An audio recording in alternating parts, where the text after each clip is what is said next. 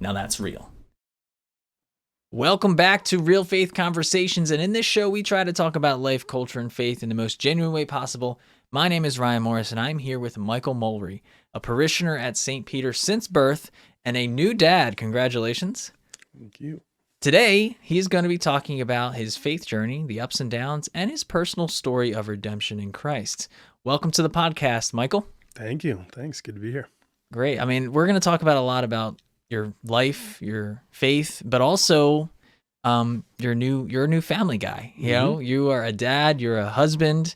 So that's such a great journey for you and a story of, how God works in your life. Yeah, it really is. A lot of changes, a lot of things have happened, especially post-pandemic that, and all through the pandemic, a lot of ups and downs, a lot of born in this area, raised here. You went to St. Joe's school, but you were a parishioner here. You altar served, I heard. You were an altar server here. You were here for the old church, and then you were here for the dedication. So explain sort of your early life in faith. Yeah, like a lot of other people, I'm sure I got a little sidetracked doing other stuff, lost touch with, just kind of I replaced the things that I had going on in my religious life and spiritually with other things, and not all bad things, but a few things that were, not good replacements. I would say that at least. So, about that age, 7th grade, 8th grade is when I probably started fading away from the church a little bit. And then definitely through high school is where it kind of dropped off. Yeah. And that happens to a lot of us. I mean, me personally too. A lot of us just kind of get that age, and that's around the age of confirmation, right? So you think you graduate from the church, so to speak. Was that your mindset too? I guess in a sense, probably without really thinking about it too much. You get confirmed, and then you're like, all right, that's in the bag now. And then really, I think, as you're saying, it's sort of telling of the patterns that can go out through the rest of your life with stuff like prayer or even attendance in church. It's like, I mean, sometimes no problem. It's easy. You show up, you do extra. You have time to pray all the time. You have time to do other things. And then other parts of your life, you're struggling just to be able to even show up. And, I think, I've had some other phases through my life where I've faded in and out and stuff, but nothing really like that period. I think that long absence of spirituality was pretty detrimental to my entire religious life, but also just to other parts of my life too. So, yeah. And we're not that good as a church on, expressing the relationship side of your faith and like developing the relationship with Christ. And so for me personally, it always felt like a textbook, another class I had to attend, and my faith wasn't developed to a mature level at that age, which that's not really the expectation, but it's like you're supposed to set the groundwork, and I think, in my opinion, we're bad at that. And it leaves us with the sense of like, okay, I'm done with that. Now I just got to finish high school and get out of here, right? And not the best thing when we're trying to foster, healthy missionary disciples. Yeah. And, I guess everybody has their different experiences and they have their own unique situations. Mine was that we had St. Peter's was up the street and it was small. Yeah. I think that kind of helped in some ways, but the school I went to was a Catholic school and medium sized. And then later on went to Shanahan. And so I think that all of those things can kind of shape your religious upbringing. For better or for worse, like you're saying. If you get a good foundation, that's great. But sometimes, to me, at least in the schools that I went to, it felt like just a repetitive drilling of the same kind of information, maybe expanding on it a little bit. But really what would have been great, in my opinion, would be teaching people how to pray, like what they're kind of doing. Instead of Not just memorizing. reciting the same stuff, memorizing some stuff, or maybe, there's a lot to expand on there. And I think there probably were some key times where it could have been taught and or just shared, really. I don't know how much it is teaching as much as showing or Yeah. whatever. And your experience in Catholic school, did that contribute to helping your faith journey, or did it kind of set you back a little bit? I would say in the beginning probably helped and probably was fundamental to it. Yeah. And then later on, I don't know that it was helpful. I could even go as far to say that maybe it was harmful. Mm. Can you Um, explain that a little bit? well, yes, let me think about it for a second because really, um, I mean, there were plenty of other people at the Yeah. same school with the same Yeah. teachers and other, and maybe they had different experiences. So, Yeah. but I think I could probably akin it to something like there have been a ton of changes as far as education in general and how to deal with certain students in different ways, and I think it's something like that where you might have a class of 30 kids and maybe half of them or a quarter of them, great, continue doing what you're doing, but then maybe there are other ones that are kind of slipping through the cracks and really missing the message, Yeah. or just those in particular, those people maybe are the ones that need the most Hmm. direction. And I could think of some other people that were like myself that we all kind of turned out the same way. We're faded Yeah. away from the church, and it was kind of you could see it coming. I Yeah. mean, looking back on it. Yeah, and I think that, there are a ton of avenues to go down just because you choose a certain school too. It doesn't mean that should be your only source of learning and information and examples to kind of follow and Yeah. base your life by. So, yeah, I think it can go a lot of ways, and really Mhm. that those are just crucial ages that you could you can see when someone's kind of getting steered the wrong direction or the right direction. And I think maybe that's the age to kind of look at. Yeah. So post high school, you're out of high school now, you graduated, and where are you at in your faith at this point?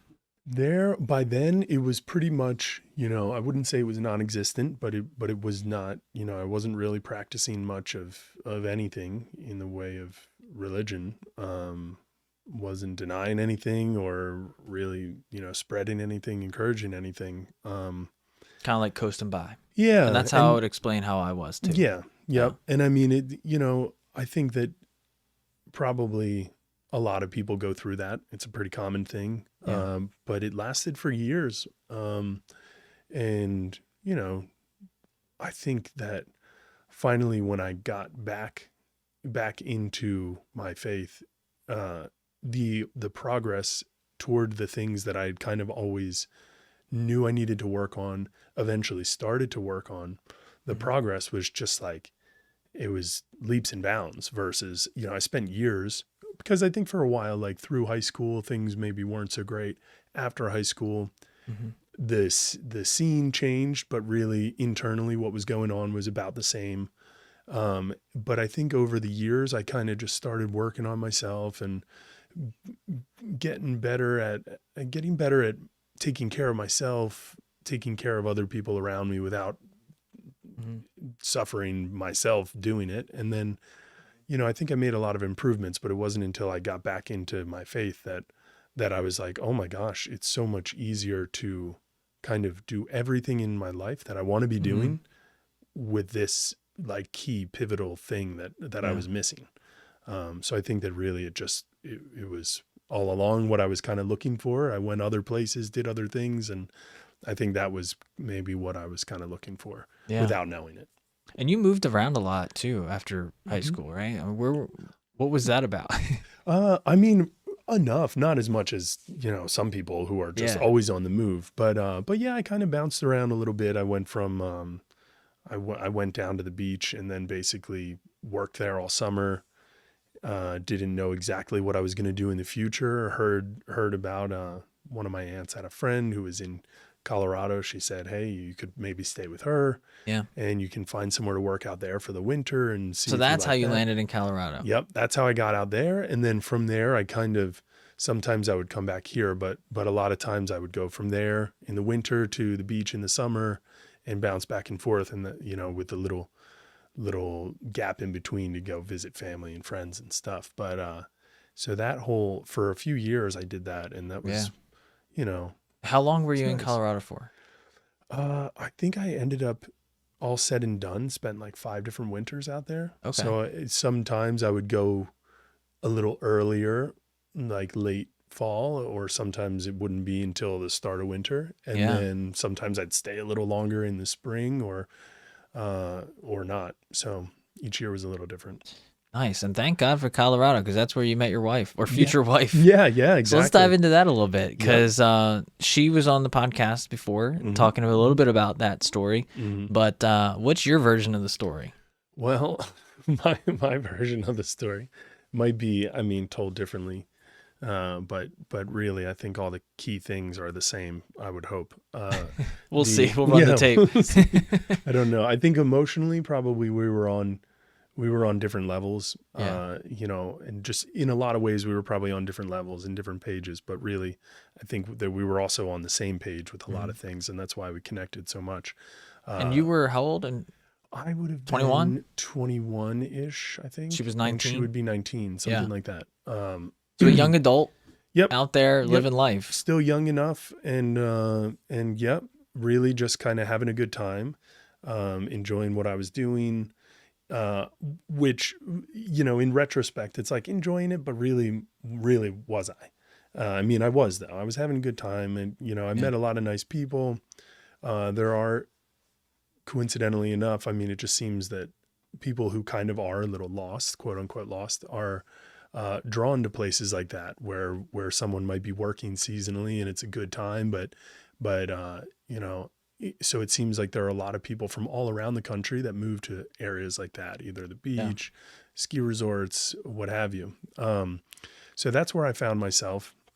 And the reason that I bumped into her was because she was on a work and travel program.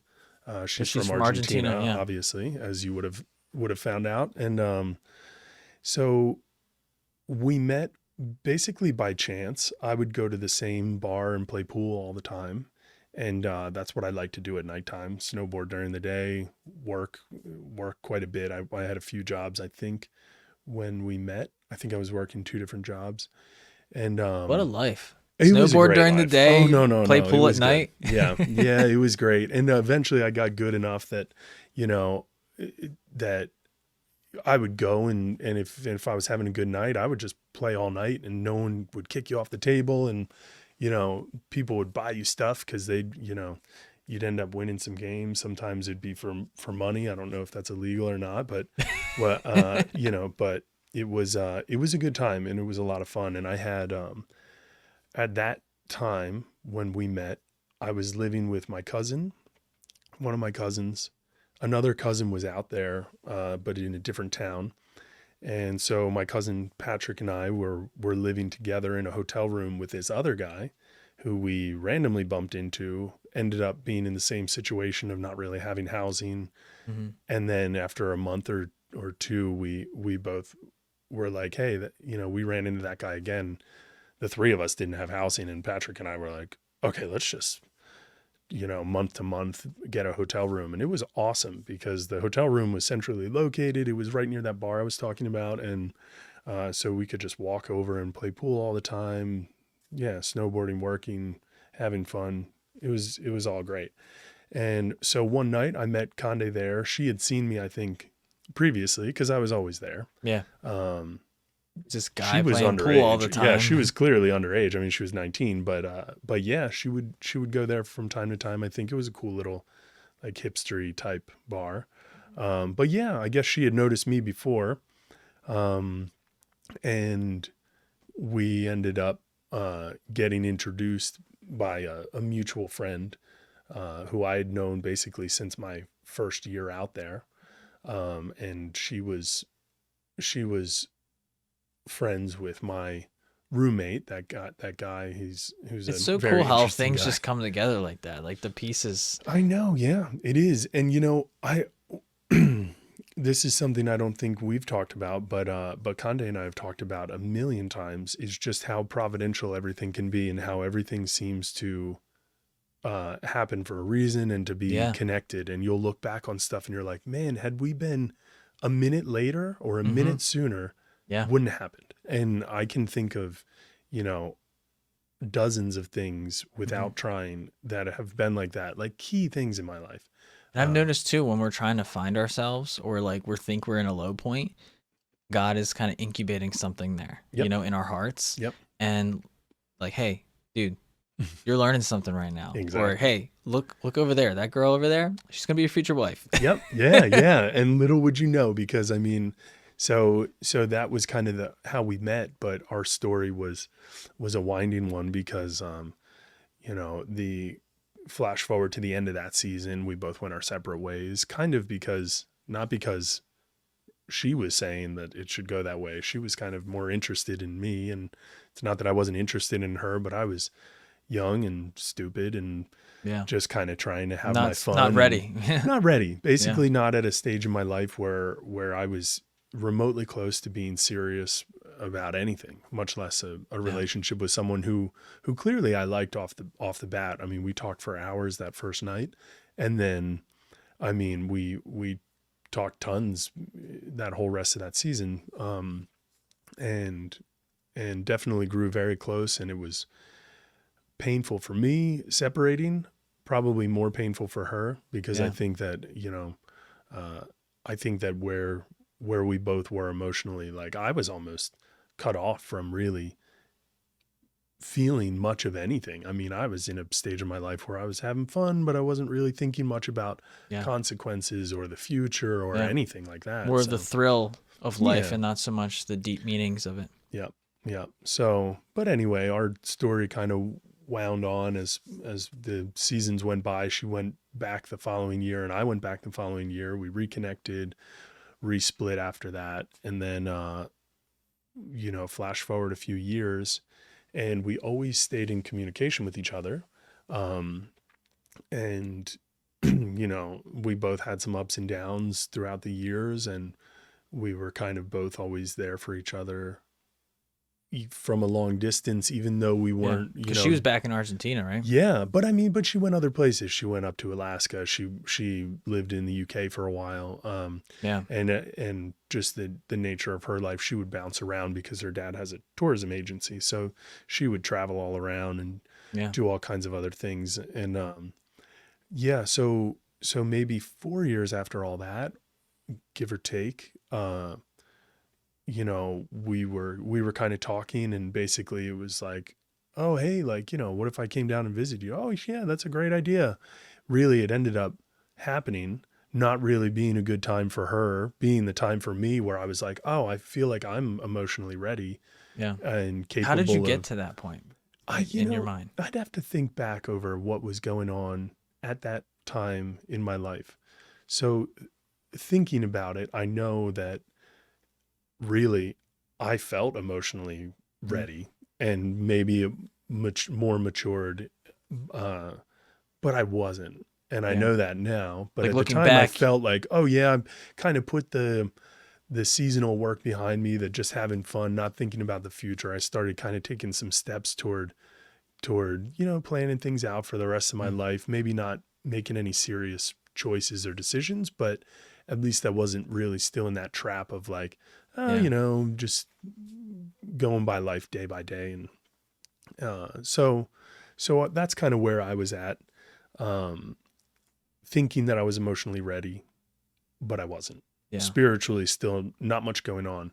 One thing I didn't mention, actually, which I should though, is when Conde and I met, either the day after or not long after meeting, she was like, yeah, I'm going to go to this church over in the next town, with one of my friends. Like, do you have any interest in going? And I was like, what?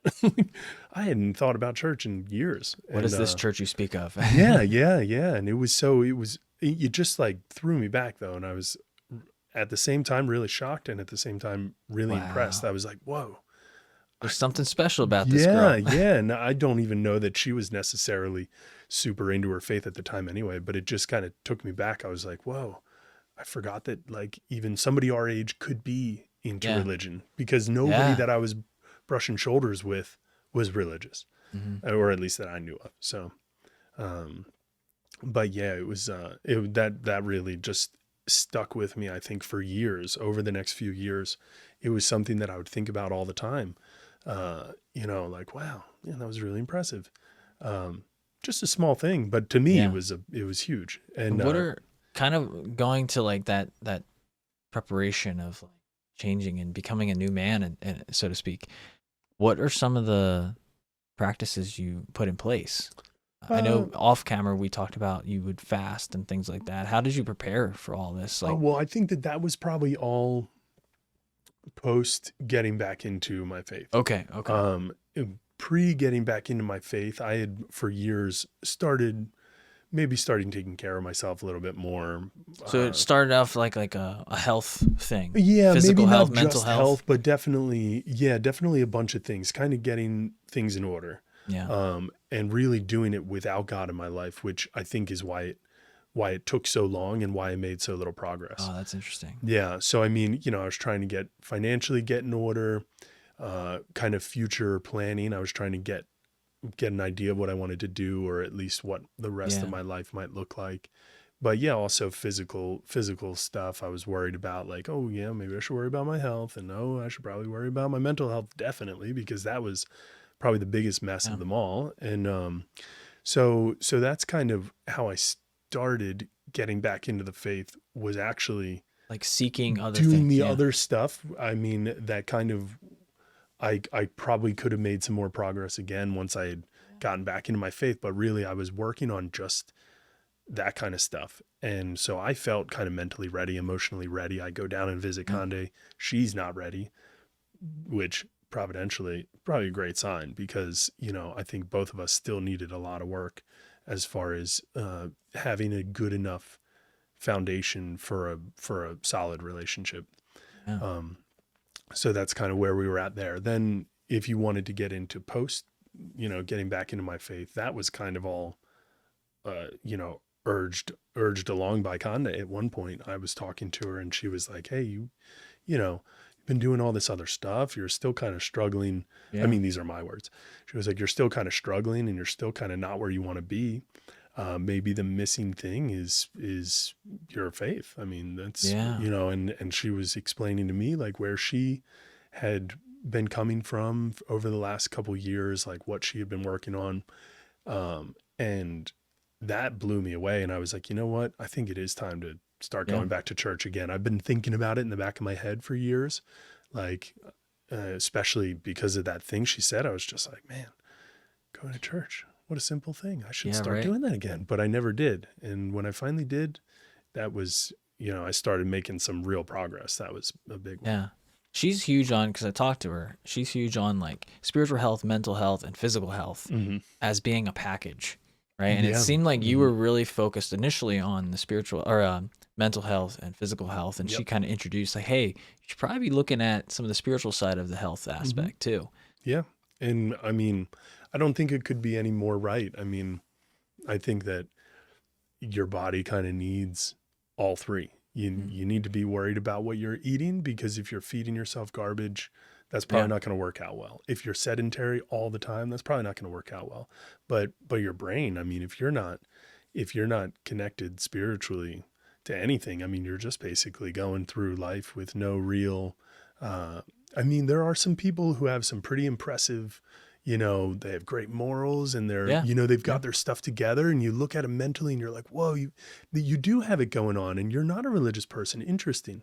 Yeah. But to me, I think that there's always just still this missing thing that everybody really needs. And that's, having faith and having God in your life, because, you look at a lot of great examples of great people, and still, I mean, everybody's got their own flaws Hmm. and they make mistakes, and, we're all human. But I really do think that, that our society and our culture really are missing a lot of, Yeah. that's what we're missing. And over the years, it's kind of been getting worse and worse. Yeah. A huge piece of like marriage too. I mean, I know we're not at the part where you like decide to marry her yet, but Mm. like a huge piece of like a couple coming together as one in marriage is, permanence, faithfulness, and life giving. And the goal really is to help each other get to heaven.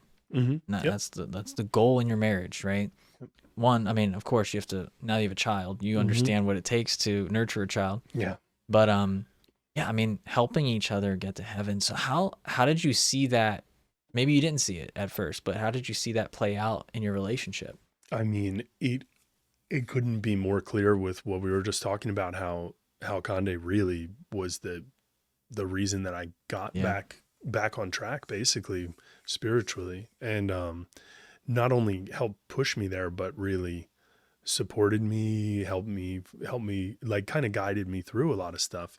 Mm. So as you were saying, what kind of tools did I employ getting getting back together spiritually? And fasting ended up being one that was pretty pivotal. And we could go into detail about that. I Like know that, forming that longing for God, or longing, you yeah. know. And, it's something I had never even, since I was a child, had never even really thought about. I mean, other Yeah. than maybe fasting from a thing or two, abstaining from something. Yeah. But Yeah, yeah, because when I it's, was a kid, honestly, during Lent, I thought it was just a checkbox. Like, okay, yep. this is something we do at this time of Yep. year. Hmm. I didn't understand at all why No, people do it, you know? no. And I mean, there are a lot of different reasons why people do it. And that's what's, you know, that's what's kind of confusing about it, I think. And that's why no one ends up really understanding it, uh, because they weren't taught, they weren't told, they never experienced it because Yeah. they never really did it, or they never experienced it because they did it, but kind of for the wrong Mhm. reasons. Yeah, and Uh, it's about intentionality, right? Like, I mean, mhm. yeah, I mean, now there's a lot of research that says like intermittent fasting or Yeah. fasting in some sort Mhm. is actually good for your health. Yeah. So there's that aspect. And then there's like the spiritual side where you're nurturing that state of like longing, Hmm. right? Longing for God, but also like kind of giving it up to God. Like, hey, I trust you, God, in this. A lot of times people fast for a long period of times. A lot of times people just do it on a Friday or whatever. Hmm. And actually, a misconception is like you can only, for Catholics, is like you can only do it during Lent or on a Friday. You can do it anytime. A Oh, lot of yeah. times people ask me that, like, so like, why do you just dedicate a time of year to do that? I'm Yeah. like, well, yeah, the liturgical calendar allows you some time during the Hmm. year to do this, but you can do it anytime. Yeah, and I mean, maybe that's a little more of a great little offering or sacrifice that you could make in that time, in Yeah. preparation, or for whatever reasons. But really, yeah, there's no time that's a bad time. And I think what you said about how, I mean, physically, yeah, you could get some great benefits from fasting. I think that's kind of always been a thing, and people have always believed it, and it's kind of faded in and out. Yeah. But I really don't I think that I've kind of disconnected those two things. Like, there's spiritual fasting, and there's maybe fasting because you want health benefits from it. Yeah. And I don't think that you should really kind of confuse the two. If you're trying to have like a spiritual fast, I don't think that what should be forefront in your mind is anything to do with the physical benefits. Yeah, I Mm. mean, you might get some, of course, Yeah. but that shouldn't really, in my opinion, be the goal. Yeah. Or a like social thing, like, oh, Mhm. I'm doing this to make a statement, right? Yeah, Or exactly. be Yep. in with the cool kids. Hmm. Yep. Yep. Yeah. And so, I think that, I know that at one point we were going to try and shift over to, talking about fatherhood maybe during the pandemic and Yeah. stuff. Let's But dive into that well, if yeah, you want. and I think it's probably, and that's why I did want to start with all this stuff, because it's all tied together. Yeah. I couldn't talk about my particular fatherhood without explaining my wife, and Yeah. Yeah. talking about kind of where my life started and how it went. And then, so we kind of got to where I went to visit Conde in Argentina, and then it wasn't the right time. Fast forward a couple more years, and Mm. and we started talking again, and that was where she urged me to, like, hey, look at your spirituality. Maybe that's something that you could work on. And through that, uh, we stayed in contact. We ended up doing, she was like, hey, you should think about this consecration to Mary if you've never heard of it, which I hadn't. And she was doing that with her sister, and their good buddy is a priest, and the three of them were doing that. And I was like, you know what, that's a great idea. What better thing to kind of commit myself toward would Yeah. be to Mary. And I hadn't, really, I was kind of on my own with it, where like they were all doing it together. I was in the US. This was right before the pandemic, and I did a consecration to Mary, and it was whatever, little longer than a month, but I kind of self-isolated myself and went up to upstate New York and did the maybe 2/3 of my retreat up there. And so I wasn't working. I was kind of just like in my own self-made spiritual retreat. I was praying a lot. How long was that? I mean, I was up there for at least 2.5, maybe 3 weeks. Okay. I was just going to go up there for a week or so and enjoy like the cold weather and the snow and stuff. It must have been around February or a time like that. And I think I had plans. It was a weird time, but I had plans actually to go back out to Colorado. I hadn't been there in a while. And I was going to go back out to Colorado. Some of my family were going to go out there for vacation. And so even partway through my consecration, I went out there and I finished it out there actually. But so that was kind of one start to my whole re-entry and spiritual journey toward this part of my life. And then that kind of morphed into Conde and I talking some more, and then the pandemic happens and everything changes. Huge wrench. Everyone's life changed. Yeah.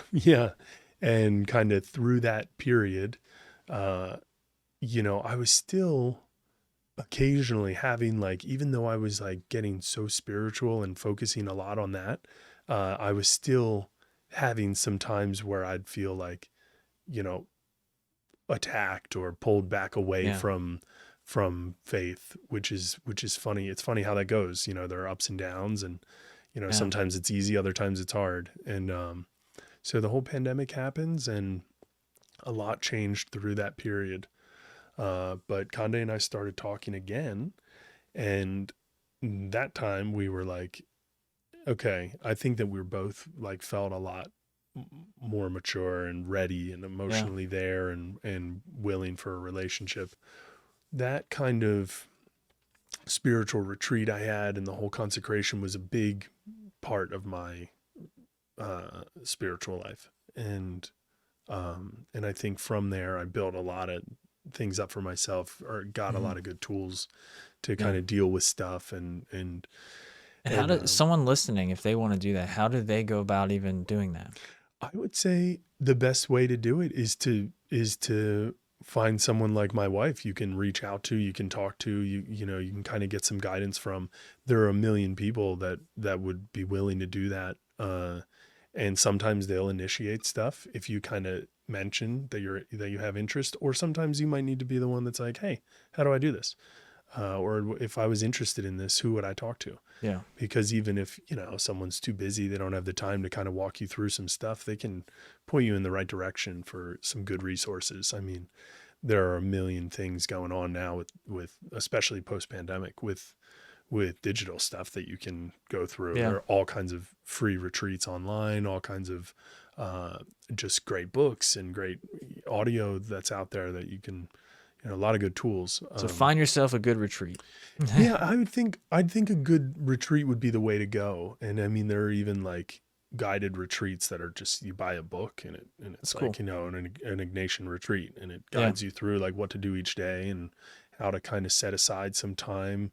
And it teaches you a little bit about how to pray, how to learn to connect with God, and to. That's great. Yeah. So there are some really good things out there. Yeah. And then, so I would say, the pandemic kind of changed a lot of things.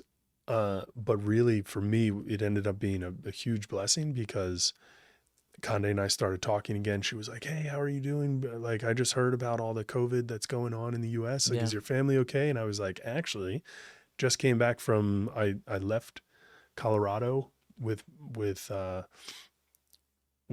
I basically drove up to Idaho to go to a wedding, and my whole family went to the same wedding, and we all got COVID there. Oh my gosh. We come back home and we're quarantined, and that's when I started talking to Conde again. I was like, actually, my whole family's sick. We all got COVID. And she was freaking out. She was like, no. Like, oh, I hope everybody's okay.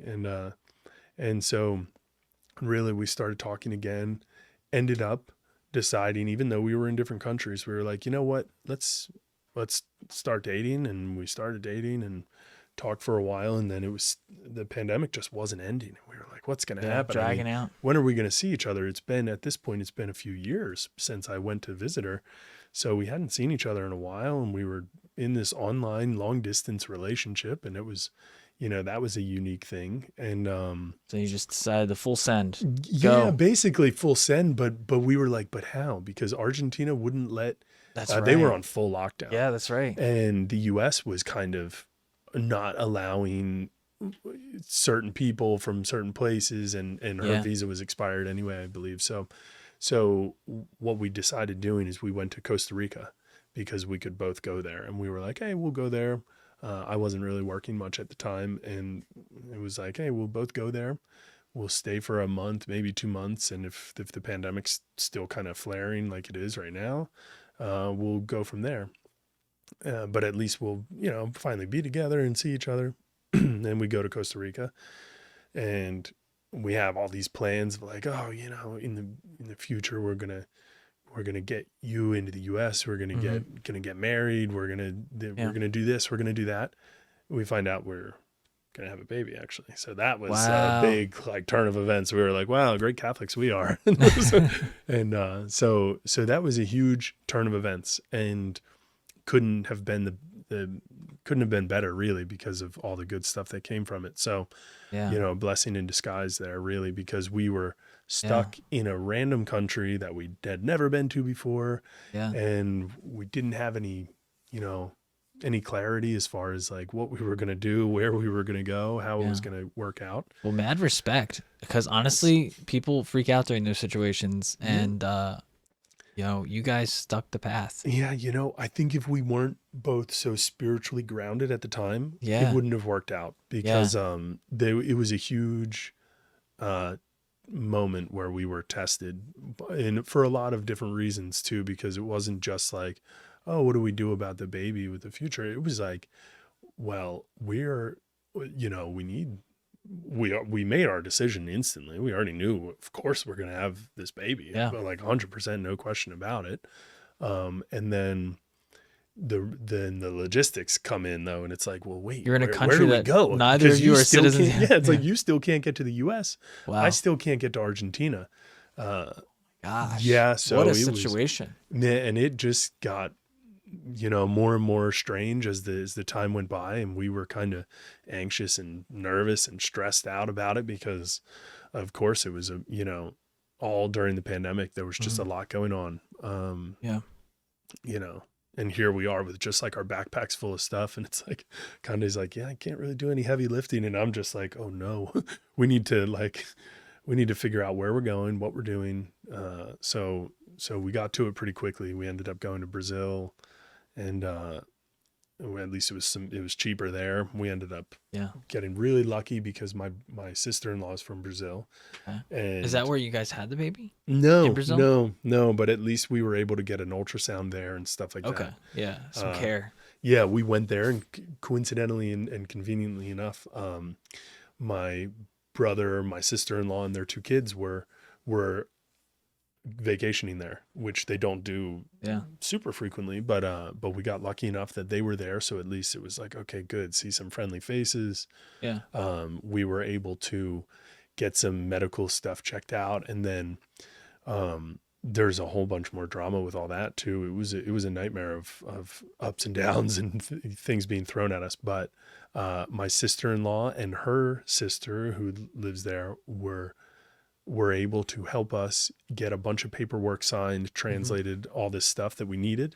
And we were able to get the correct, I don't know what you would say, just the correct documents together in order to get me into Argentina. Getting Kande into the US was like impossible at this point. Yeah. I mean, there was almost no hope for it, because the amount of stuff that you need, and it needs to be notarized, certified, everything's got to be paid junk, for. Right? A lot of stuff. Yeah. So we end up getting lucky enough that we can get in Argentina, and the plan there is like, well, hopefully we can get everything expedited. We can have the baby in the US, and we'll figure out what we're going to do about the wedding, because we were going to get married anyway. And it's like, of course, we'll just, love to get married sooner. It's no problem. And So we end up, I mean, long story short, we end up getting married in Argentina, which was wonderful, Great. but At very her home different parish? because, yeah, That's she lives awesome. right around the corner from a basilica, Great, Our Lady great. of Guadalupe. It's a beautiful place. Yeah, and so So you get married, and then yeah, do you stay in Argentina to have the baby? hmm Great. Okay. yeah, we So her still home country. right up until maybe I would say 2 months before Rua, our daughter, was born. Yeah, I keep saying the baby. I'm sorry. No, I do too because we just hadn't mentioned her name yet. Yeah. Rua is her name. Rua, yeah. Yeah, which actually is a name that came out of our this fast that we both did, this long fast we did. Um, so that's interesting. Her name means breath of God or Holy Spirit. So Yeah, yeah. it's a pretty nice.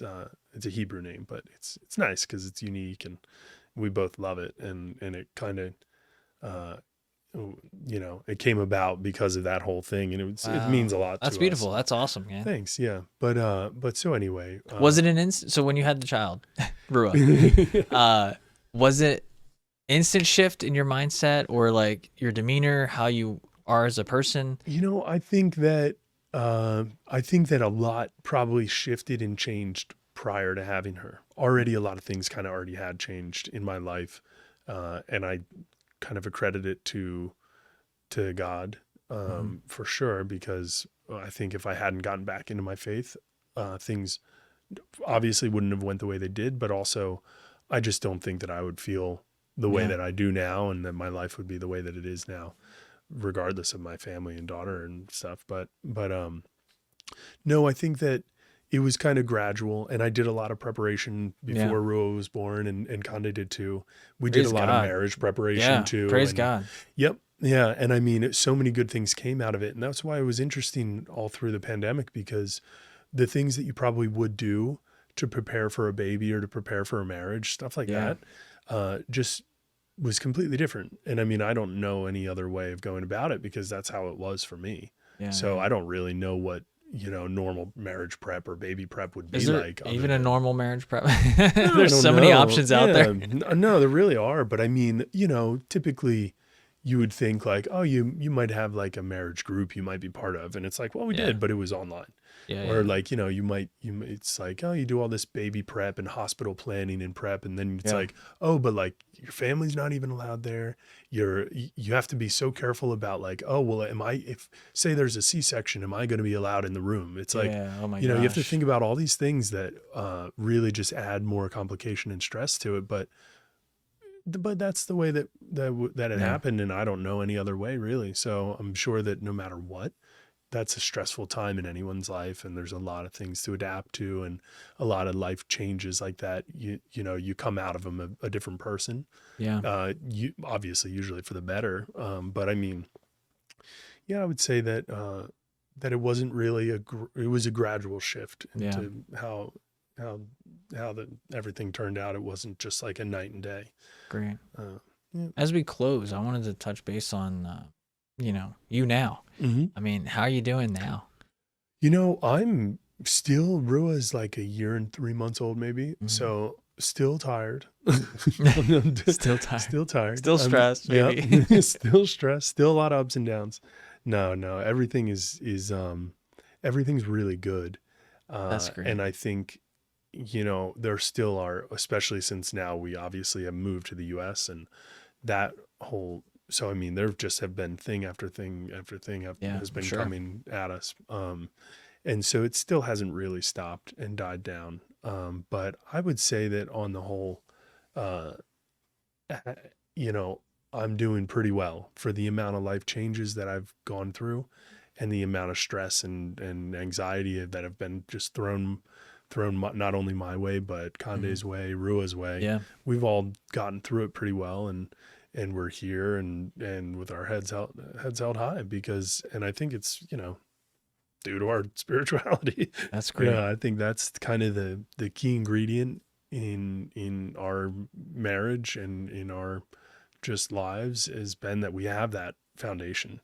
Yeah. And we spent years building it. And it's the same as any other foundation you would build, physical health, mental health. Like it's kind of, it's not an overnight thing.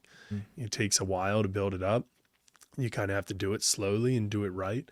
But there are some tools that you can use to kind of speed it along. I think that's one thing that I heard through the consecration of Mary is like the quickest way to Jesus is through Mary.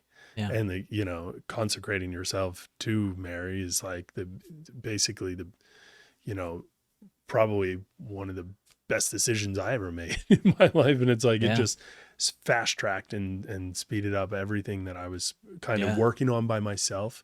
And just taking a longer time to do. It just kind of put some clarity to everything and really helped me get through a lot of stuff and sort through a lot of stuff. And I would recommend it to anybody as well as all the other tools that are out there Great. to get you there. Yeah. Well, thank you for coming on the show. And one of the priorities here at the parish is trying to empower people to share their stories. And thank you for sharing your faith journey today. While it be like a roller coaster at times, you're here alive and kicking, and you have an awesome family, great wife, and a beautiful daughter. I appreciate it. Thanks. So you should be happy with how you turned out here. All right. Thanks, man. I appreciate it. Yeah. Thanks for having me. And if anyone else wants to come onto the podcast like Michael, you can email media@stpeterchurch.net. That is media@stpeterchurch.net. We'll see you next time. Have a good one. Awesome. Thanks.